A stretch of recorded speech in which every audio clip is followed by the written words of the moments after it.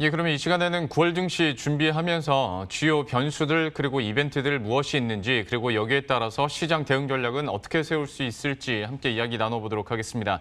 유진투자증권 허재환 글로벌 매크로 팀장 오늘 함께합니다. 어서 오십시오. 안녕하십니까? 네, 안녕하세요. 먼저 잭슨홀 미팅 얘기부터 당연히 여쭤봐야 될 것 같습니다. 여기서 시장이 바라고 있는 것도 물론 있습니다만은 어떤 얘기가 나올까 저도 궁금합니다. 그런데 과연 지난 FOMC 의사록 내용을 봤을 때 뭔가 적극적인 뭔가가 글쎄 없었죠. 나올까? 라는 의문점이 잭슨홀 미팅에서도 함께 나는 거고 그렇다면 만약에 뉴욕 증시의 상승이 어떤 잭슨홀 미팅에서 나올 뭔가 선물에 대한 선반영이라면 그 파월 입에서 뭔가 안 나왔을 때 나올 수 있는 실망감도 큰 거 아닐까라는 좀 걱정이 있거든요. 좀 어떻게 평가하고 계십니까? 예, 말씀하신 대로 이제 그런 걱정들이 사실 조금 있는 거는 뭐 분명한 것 같습니다. 사실 제가 봐도 7월 FOMC 의사록은 이분들이 그 왜 모여서 무슨 의논을 했지 도대체 의문이 들 정도로 네. 별로 내용이 없었고요. 네. 그렇기 때문에 이제 잭슨홀 미팅에 대한 그 기대와 그다음에 걱정 이런 것들이 함께 있는 것 같습니다. 근데 이제 이번 잭슨홀 미팅뿐만 아니라 9월 FOMC에서는 지난 1년 반 동안의 연준이 자신들의 어떤 그 정책의 어떤 툴에 대한 기본적인 그 메커니즘에 대해서 연구한 결과를 일부 발표를 하게끔 되어 있습니다. 네. 그래서 여기서 나올 수 있는 여러 가지 정책 중에 하나가 결국은 이제 평균 인플레 목표제라는 게 네. 있습니다. 이제 평균 인플레 목표제라는 거는 원래 이제 연준의 그 어떤 정책의 목표 자체가 완전 고용과 이제 물가인데 물가 안정인데 물가 안정이라는 게 이제 2%거든요. 근데 이제 지난 10여 년 동안 물가가 2%를 상회한 적이 사실 별로 몇 번 되지가 않습니다. 네. 근데 그러다 보니까 이제 연준에서도 자신들의 어떤 정책의 어떤 목적에 비해서 수단 자체가 굉장히 좀 없어져 가고 있다라는 것 때문에 이번에는 인플레를 굉장히 좀 용인하는 쪽의 정책의 목표를 세우고 거기에 따라서 이제 총화 정책의 여러 가지 방향들과 수단들을 다시 한번 재검토하는 그런 계기가 될 것으로 좀 일단은 좀 예상을 좀 하고 있는데요. 예. 이게 줄 수 있는 가장 중요한 의미는 경기나 자산 가격에 있어서 일정 부분의 과열을 중앙은행이 용인할 수도 있다라는 겁니다. 그러니까 결국 지금 최근 들어서 미국 시장 굉장히 좀 강한 계속해서 사상 최고치를 경신을 하고 있고 이런 상황에서 만약에 연준의 정책이 인플레나 물가 또는 어떤 경기에 대해서 일정 부분 과열을 용인한다라고 하면 사실 코로나 지난 위기 이후 미국 주식시장도 꽤 많이 올랐음에도 네. 불구하고 여기서 이제 추가적인 동력을 더 얻을 수 있을 가능성이 있기 때문에 네. 그것 때문에 이제 이번 잭슨홀 회담에서 어떤 얘기가 나오고 거기에 따른 구체적인 행동이 9월에 나올 수 있는지 이 부분이 굉장히 좀 관건인 것 같습니다. 예. 근데 저는 이게 사실 어떻게 보면 정책의 목표라는 거는 굉장히 좀 길게 가는 거고 사실 뭐 정책을 정했다라고 해서 반드시 실행이 되는 건 아니기 때문에 네. 이게 단기적으로 줄 수 있는 모멘텀은 강하진 않다라고 보고 있습니다만은 혹시라도 정책의 방향을 지금 시장에서 걱정하는 거를 반영을 해서 연준이 인플레의 어떤 과열 또는 인플레에 대한 오버슈팅을 용인하는 정책으로 가게 되면 주식시장은 상당히 또 좀 안정감을 가지고 또 올라갈 수 있을 것으로 예상을 해볼 수 있을 것 같습니다. 그러니까 시장이 바라는 게 바로 그런 건데 지금 약간 우려도 공존하기 때문에 글쎄요 어떤 이야기 그리고 어떤 수준의 어떤 스탠스를 파월이 보일지도 한번 기다려 보도록 하겠습니다. 그리고 이제 또 한 가지는 미국의 대선 이야기도 한번 여쭤봐야 될 것 같은데 그래서 판세를 좀 어떻게 읽고 계세요? 저도 잘 모르겠습니다. 왜냐하면 설문조사 결과로는 설문조사 또는 여론조사 결과로는 네. 바이든이 우위에 있습니다만은 네. 최근 들어서 경합주에서 그 트럼프가 우위에 있는 주들이 여전히 좀 있습니다. 예. 그래서 사실 지금 이거를 뭐 바이든이 우세하다라고 반드시 볼 수도 없고 트럼프가 불리하다라고 단정 지을 필요도 없을 것 같기 때문에 네. 굉장히 접전 양상이 지속이 될 것 같고요. 예. 그리고 뭐 단순히 그 설문조사 결과 또는 여론조사 결과뿐만 아니라 이번 선거에서는 또 우편 투표라는 되게 네. 독특한 변수가 등장합니다. 네. 그러니까 이제 코로나 때문에 직접 투표장에 가서 투표를 하는 거에 대한 부담감 때문에 이제 우편 투표로 돌리는데요. 뭐 여러 언론에서 나왔습니다만은 이 우편 투표라는 게 굉장히 조작될 가능성이 굉장히 좀 높다라는 네. 거죠. 근데 미국 투표에서 사전 투표와 우편 투표를 합치면은 거의 한 20에서 30% 정도 되기 때문에 굉장히 중요한 변수가 될 것 같습니다. 네. 그래서 좀 이번 선거는 뭐 결론적으로 말씀드리면 잘 모르겠다라는 건데요. 근데 다행인 거는 사실 경제 측면에서는 그래도 트럼프가 나았고 뭐 여러 가지 규제나 특히 이제 IT 기업들에 대한 규제나 뭐 이런 측면에서는 바이든, 그다음에 증세 측면에서 바이든을 되게 주식시장의 악재로 많이 생각을 했었는데 네.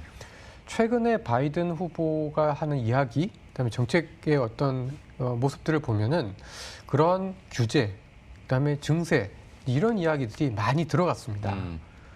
특히 이번에 보면은 그 카멜라 해리스 그 이제 부통령 후보를 지명한 것에 저는 가장 중요한 의미는 중도파를 가져가겠다라는 거죠. 네.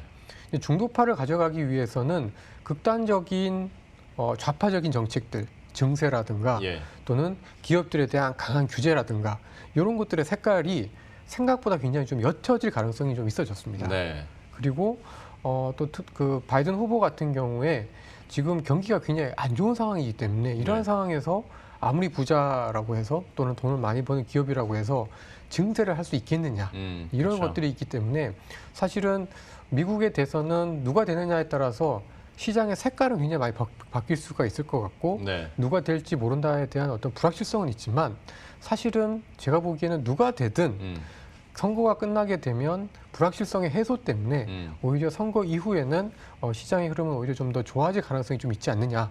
그래서 오히려 선거 전후 한두 달 전인 9월, 10월 정도가 조금 불안할 수 있지만 그렇다고 해서 미국 시장이나 글로벌 주식 시장의 어떤 추세가 흔들리거나 약해질 가능성은 그렇게 높진 않다라고 생각합니다. 저도 지난번 미국 대선 보면서 트럼프가 낀 선거는 예단하면 안 되겠구나라는 것을 실감했기 때문에 이번에도 뭐 누가 될지 그건 아무도 모르는 일입니다만은 다만 오히려 불확실성 해소 측면에서 대선 직전에는 좀 변동성이 커지다가 이후에는 안정을 찾을 수도 있을 것이다라고 얘기를 해주셨고 미국 증시의 앞에서도 뭐 기술주들이 워낙 잘 나가니까 과연 이런 소풍들을 우리 시장까지도 이렇게 와줄 수 있을까에 대해서는 그러니까 우리나라 IT 업종들 좀 어떻게 평가하고 계세요? 사실 그 미국의 IT가 가니까 한국의 IT도 간다라는 논리는 굉장히 단순하면서도 뭐 굉장히 좀 틀리지는 않는 논리인 것 같습니다. 네. 왜냐하면 기본적으로 이제 이런 테크 산업들이 갖고 있는 메커니즘이나 비즈니스의 어떤 그 영역 자체가 굉장히 좀 비슷하고 같이 경쟁을 하고 있기 때문에 결국에는 같이 간다라고 봐야 되겠습니다. 네. 근데 이제 조금 특징적인 거는 미국의 IT는 소위 말하는 소프트웨어 비중이 굉장히 높은 편입니다. 예.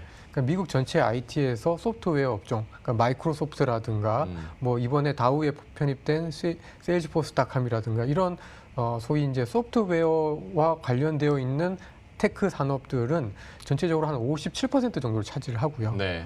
그리고 IT 하드웨어, 물건을 만들고 또는 통신 장비 같은 만드는 이런 테크 산업들이 또 한 30% 정도가 되고 나머지 한 15%에서 17%가 반도체입니다. 네. 근데 사실 근데 이제 저희는 이제 그 소위 이제 메모리 반도체가 굉장히 큰 그렇죠. 역할을 하고 있고 최근 들어서 이제 뭐 네이버나 카카오 같은 소프트웨어 업종의 비중이 최근 들어서 많이 커졌지만 여전히 미국의 IT에 비해서는 이런 소프트웨어의 비중 자체가 굉장히 적은 편입니다. 그래서 같이 테크가 간다고 하더라도 성격이 많이 다른 거죠. 네. 그러니까 미국의 테크는 소프트웨어 업종이 주도를 하고 있고 이 소프트웨어 업종의 가장 중요한 특징은 실적이나 주가의 변동성이 그렇게 크지 않다라는 겁니다. 그래서 오히려 조금 주변 여건이 불안하면 뭐 오늘 한국에서도 확진자 수 늘어나니까 네이버 카카오가 굉장히 좀 강한 모습을 보이는 것처럼 네. 미국에서도 조금만 불안하면 사실 이제 소프트웨어 업종이 비교적 강한 모습을 보여주고 있는 반면에 상대적으로 IT 하드웨어나 반도체 업종은 소프트웨어 업종보다는 성과가 좀 덜한 편인데 네. 저희 한국에서의 대표적인 반도체나 하드웨어 업종들이 이제 그런 것과 좀 비슷한 것 같습니다. 그래서 미국이 예를 들어서 뭐 10% 간다라고 했을 때 예전에는 한국도 뭐 15%, 20% 이렇게 갔었는데 지금은 미국이 가면 한국은 쫓아가긴 하지만 미국만큼은 못 올라가거나 그랬죠. 좀 따라가는 형태가 될 가능성이 네. 커 보인다. 뭐 이 정도로 좀 정리를 해볼 수 있을 것 같습니다. 알겠습니다. 주요 IT에 대해서 또 의견을 들어봤고 질문은 남은 게 많은데 시간이 얼마 없어서 중요도 순으로 한번 여쭤보도록 하겠습니다. 어쨌거나 코로나19 다시 한번 확산세가 커지고 있고 한국은행에서도 경제 성장률 전망치를 하향 조정했기 때문에 9월 증시에 대한 불안감은 계속 남아 있을 것 같은데 좀 어떻게 보시는지 9월 증시는 변동성이 더 커질 수 있을지 아니면 좀 안정화 단계에 다시 좀 접어들 수 있을지 어떻게 평가하십니까? 저는 지수 자체의 변동성은 그렇게 크진 않을 것 같습니다.